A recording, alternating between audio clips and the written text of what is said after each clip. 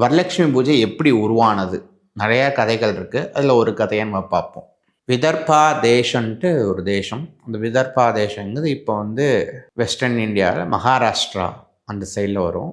அந்த விதர்பா தேசத்தில் குந்திரிமா நகரம் அப்படின்னு நகரத்தில் சாருமதின்ட்டு ஒரு பெண்ணுக்கு அவளோட பக்தியில் அம்பாள் மகாலட்சுமி கனவுல இந்த வரலட்சுமி பூஜை எப்படி அனுஷ்டிக்கணும் அப்படின்ட்டு அம்பாலே சொல்லி அந்த பூஜைகள் பண்ண வச்சுருக்கா.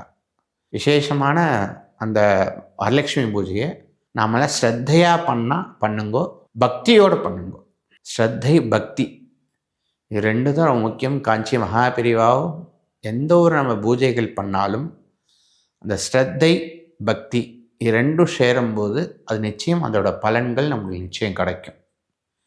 அந்த வரலட்சுமி பூஜை நம்ம வசதிக்கு என்னமோ நைவேத்தியங்கள், ஒரு பால் பாயசம், ஒரு பாயசமோ, ஒரு சக்கரை பொங்கல், ஒரு சுண்டல் இப்படின்ட்டு நைவேத்தியம் பண்ணி நம்ம எல்லாரும் பண்ணலாம்.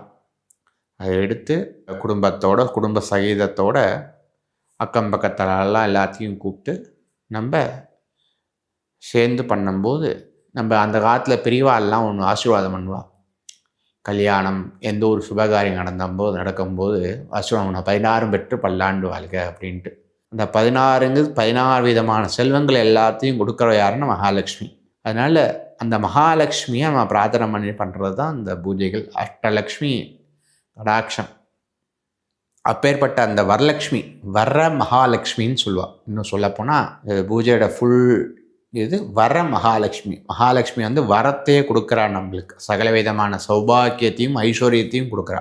அந்த சௌபாக்கியத்தையும் ஐஸ்வர்யம் இருந்தால் தான் நம்ம இந்த கலி உலகத்தில் நல்லா வாழ்கிறதுக்கும் இந்த பிரச்சனைகள்லேருந்து மேலே வர்றதுக்கும் அம்பாள் இதெல்லாம் பண்ணு அப்படின்ட்டு சொல்கிறா. அப்பேற்பட்ட அந்த ஒரு அற்புதமான வரலட்சுமி பூஜை